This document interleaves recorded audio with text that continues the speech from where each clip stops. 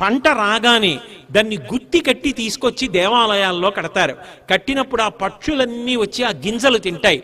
పక్షుల పట్ల పశువుల పట్ల కూడా కృతజ్ఞత ప్రకటించగలిగిన విశాల హృదయమున్న జాతి భారత జాతి. సనాతన ధర్మం అంత గొప్పది. ఆ విశాల హృదయమునకు సాక్షి కనుమ పండుగ. ఆ కనుమ పండుగ నాడు అందుకని అంత గొప్పగా అలంకారం చేస్తారు. చేసి ఇంత గొప్పగా ఆ విశేషాలన్నిటినీ కూడా సమన్వయం చేస్తారు. ఇంత గొప్పగా జరిగేటటువంటి ఈ భోగి, మకర సంక్రమణము, కనుమ అనపడేటటువంటి ముప్పేటగా జరిగే పండగ త్రివేణి సంగమం. బంధువులందరూ కలుసుకుంటారు. గంగిరెద్దుల వాళ్ళు వస్తారు, సంస్కృతిని నిలబెట్టుకుంటారు. ఆ గంగిరెద్దులు వస్తాయి. అలాగే ఆడపిల్లలు మగపిల్లలు చక్కగా ఉయ్యాలలు వేసుకుని ఆడుకుంటారు. హరిదాసులు వస్తారు. వాళ్ళు ఒక చోట నిలబడి ఏమీ పుచ్చుకోరు. వాళ్ళు బిగ్గరగా కంఠంతో పాడుకుంటూ వెళ్ళిపోతూ ఉంటారు.